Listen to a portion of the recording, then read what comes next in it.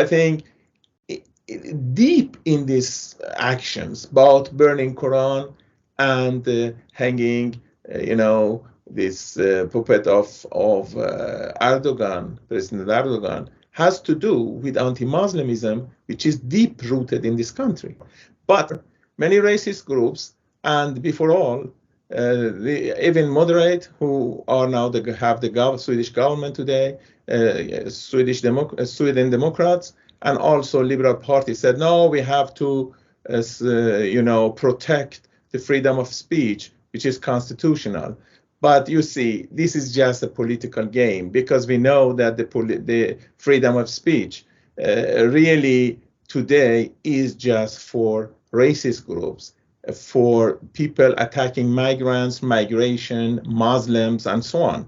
So the freedom of speech today means freedom of racist groups to just, attack and say whatever they want and make any action that they want. So nobody's going to lose their freedom of speech if you forbid or you do not give permission to Plodan, who is a very famous racist politician, and others to come to Sweden and burn Quran. But they have support here, Swedish racists, and before all, this Sweden Democrats. Swedish foreign minister is a foreign minister in a government which has the support and is a government because of the support from Sweden Democrat Party, which is a racist party.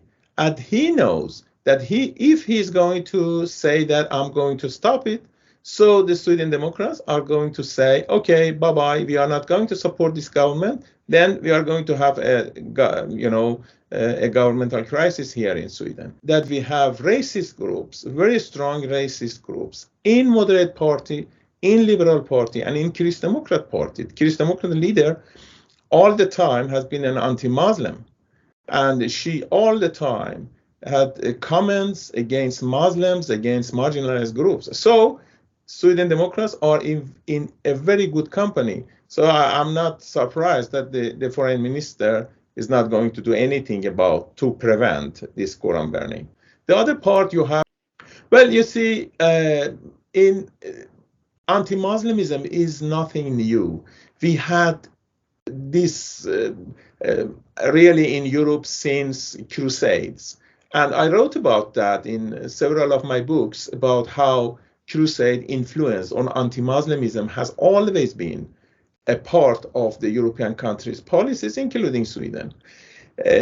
I have written many times that Turkey has been a part of Europe for many, many centuries. Really a time that you had not something called Europe, you had just some countries. But the problem is that based on anti-Muslimism in Europe, so they always opposed Turkey be part of Europe.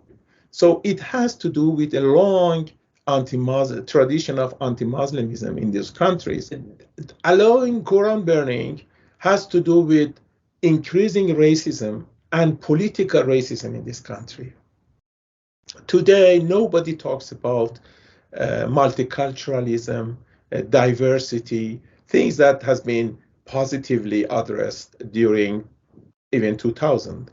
Since 2010, when Sweden Democrat entered the Swedish parliament, and other parties adjusted themselves and their policies to Sweden Democrats because they were very afraid of losing their electorate to Sweden Democrats, we have seen the huge increase in anti-Muslimism.